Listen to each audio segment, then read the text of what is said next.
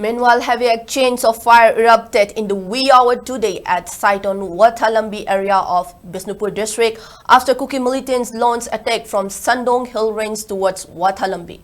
The incident occurred at around 3 a.m. today. Following the attack by Kuki militants, BSF personnel and Mahar regiment, along with village volunteers and state force personnel retaliated, and heavy exchange of firing reportedly ensued thereafter.